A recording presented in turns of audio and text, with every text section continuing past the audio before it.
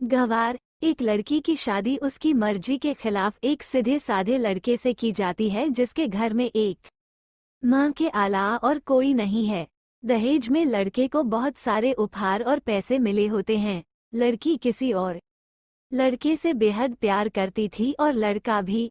लड़की शादी होके आ गई अपने ससुराल। सुहागरात के वक्त लड़का दूध लेके आता है तो दुल्हन सवाल पूछती है अपने पति से। एक पत्नी की मर्जी के बिना पति उसको हाथ लगाए तो उसे बलात्कार कहते हैं या हक। पति, आपको इतनी लंबी और गहरी जाने की कोई जरूरत नहीं है। बस दूध लाया हूँ, पी लीजिएगा। हम सिर्फ आपको शुभ रात्रि कहने आए थे, कह के कमरे से निकल जाता है। लड़की मन मारकर रह जाती है क्योंकि लड़की चाहती थी कि झगड़ा हो ताकि मैं इस गंवार से पीछा छुटा सकूं। है तो दुल्हन मगर घर का कोई भी काम नहीं करती, बस दिन भर ऑनलाइन रहती और न जाने किस किस से बातें करती। मगर उधर लड़के की माँ बिना शिकायत के दिन भर चूल्हा चौका से लेकर घर का सारा काम करती मगर हर पल अपने होठों पर मुस्कुराहट लेके फिरती। लड़का एक कंपनी में छोटा सा मुलाजिम है और बेहद ही मेहनती और ईमानदार। करीब महीने भर बीत गए मगर पति पत्नी अब तक साथ नहीं सोए। वैसे लड़का बहुत शांत स्वभाव वाला था, इसलिए वह ज्यादा बातें नहीं करता था। बस खाने के वक्त अपनी पत्नी से पूछ लेता था कि कहाँ खाओगी, अपने कमरे में या हमारे साथ। और सोने से पहले डायरी लिखने की आदत थी जो वो हर रात को लिखता था। ऐसे लड़की के पास एक स्कूटी था, वो हर रोज बाहर जाती थी पति के ऑफिस जाने के बाद और पति के वापस लौटते ही आ जाती थी। छुट्टी का दिन था, लड़का भी घर पे ही था तो लड़की ने अच्छे भले खाने को भी गंदा कह के माँ को अपशब्द बोल के खाना फेंक देती है। मगर वो शांत रहने वाला उसका पति अपनी पत्नी पर हाथ उठा देता है मगर माँ अपने बेटे को बहुत डांटती है। इधर लड़की को बहाना चाहिए था झगड़े का जो उसे मिल गया था। वह पैर पटकती हुई स्कूटी लेके निकल पड़ती है। लड़की जो रोज घर से बाहर जाती थी वह अपने प्यार से मिलने जाती थी।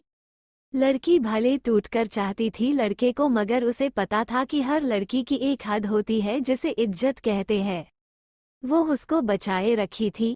इधर लड़की अपने प्यार के पास पहुंचकर कहती है, अब तो एक पल भी उस घर में नहीं रहना है मुझे। आज गंवार ने मुझ पर हाथ उठा के अच्छा नहीं किया।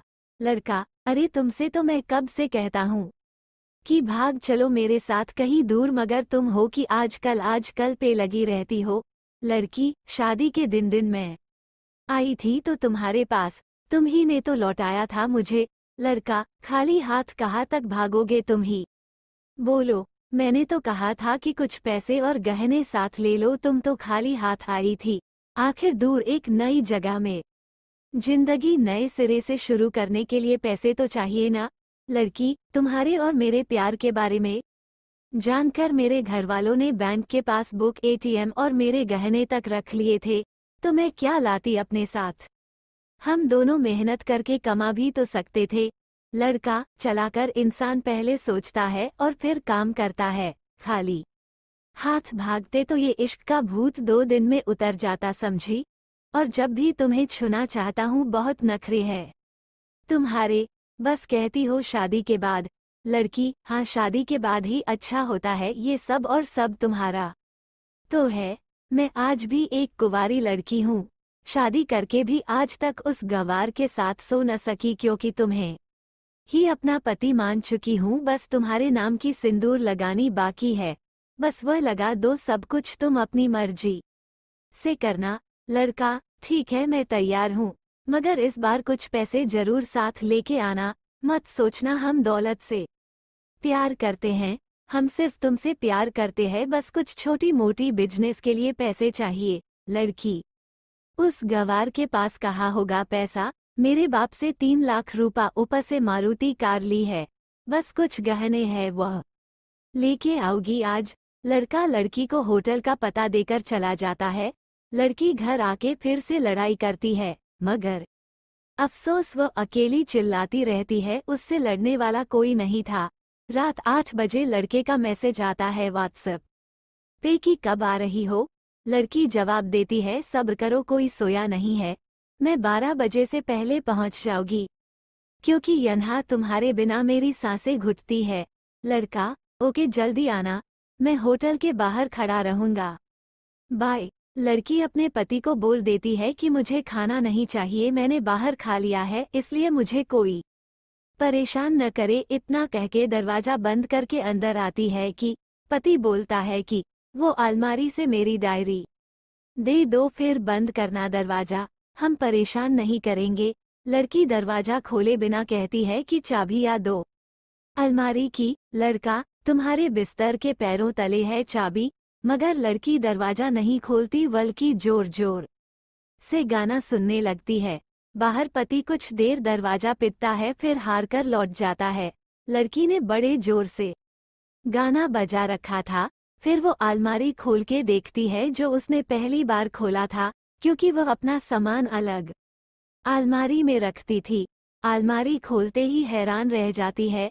अलमारी में उसके अपने पास बुक एटीएम कार्ड थे जो उसके घरवालों ने छीन के रखे थे। खोल के चेक किया तो उसमें वह पैसे भी ऐड थे जो दहेज में लड़के को मिले थे, और बहुत सारे गहने भी जो एक पेपर के साथ थे, और उसकी मिल्कियत लड़की के नाम थी। लड़की बेहद हैरान और परेशान थी।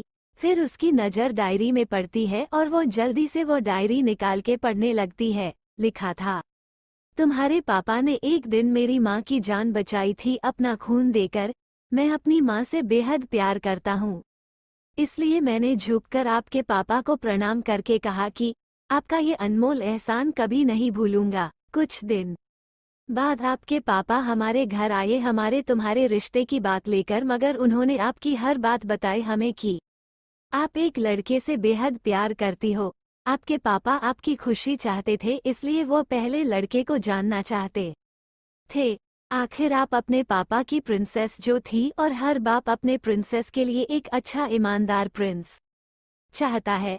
आपके पापा ने खोज करके पता लगाया कि वो लड़का बहुत सी लड़की को धोखा दे चुका है, और पहली शादी भी हो चुकी है, पर आपको बता न सके क्योंकि उन्हें पता था कि ये जो इश्क का नशा है वो हमेशा अपनों को गैर और गैर को अपना समझता है।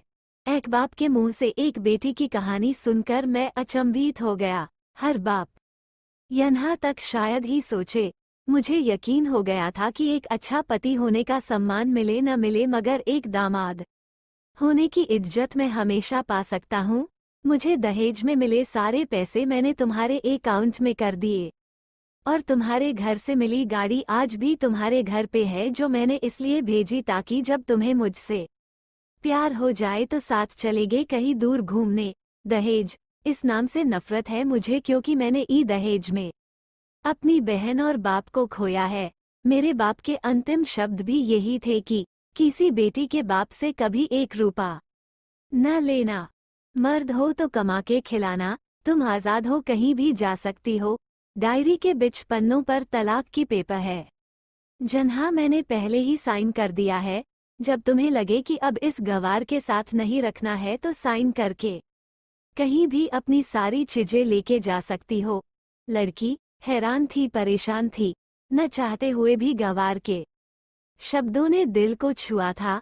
न चाहते हुए भी गवार के अनदेखे प्यार को महसूस करके पलकें नम हुई थी। आगे लिखा था, मैंने तुम्हें इसलिए मारा क्योंकि आपने माँ को गाली दी, और जो बेटा खुद के आगे माँ की बेइज्जती होते सहन कर जाए, फिर वो बेटा कैसा। कल आपके भी बच्चे होंगे, चाहे किसी के साथ भी हो, तब महसूस होगी माँ की महानता और प्यार।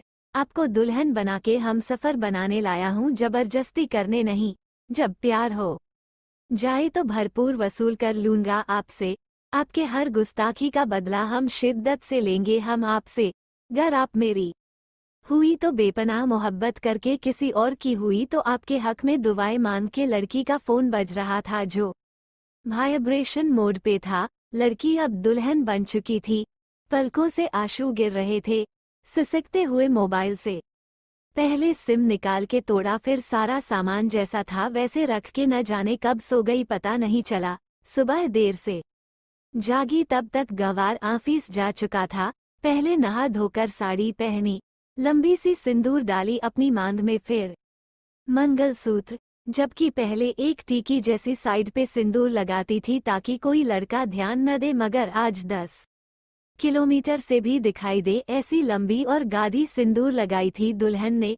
फिर किचन में जाके सासू माँ को जबरदस्ती कमरे में लेके तैयार होने को कहती है और अपने गंवार पति के लिए थोड़े नमकीन, थोड़े हलवे और चाय बना के अपनी स्कूटी में सासू माँ को जबरदस्ती बिठाकर, जबकि कुछ पता ही नहीं है उनको कि बहू आज मुझे कहाँ ले जा रही है, बस बैठ जाती है। फिर रास्ते में सासू माँ को पति के ऑफिस का पता पूछकर ऑफिस पहुँच जाती है। पति हैरान रह जाता है पत्नी को इस हालत में देखकर। पति, सब ठीक तो है ना माँ?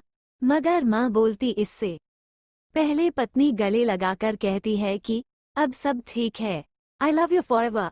ऑफिस के लोग सब खड़े हो जाते है तो दुल्हन कहती है कि मैं इनकी धर्मपत्नी हूँ, बनवास गई थी, सुबह लौटी हूँ, अब 1 महीने तक मेरे पतिदेव ऑफिस में दिखाई नहीं देंगे। ऑफिस के लोग, दुल्हन, क्योंकि हम लंबी छुट्टी पे जा रहे साथ साथ। पति, पागल, दुल्हन, आपके सादगी और भोलेपन ने बनाया है। सभी लोग तालियां बजाते हैं और दुल्हन फिर से लिपट जाती है अपने गंवार से, जिन्हा से वह दोबारा कभी भी छूटना नहीं चाहती। तारांकन बड़े कड़े फैसले होते हैं कभी कभी हमारे अपनों की, मगर हम समझ नहीं पाते कि हमारे अपने हमारी फिक्र खुद से ज्यादा क्यों करते हैं। तारांकन माँ बाप के फैसलों का सम्मान करे, क्योंकि ये 2 ऐसे शख्स हैं जो आपको हमेशा दुनियादारी से ज्यादा प्यार करते हैं।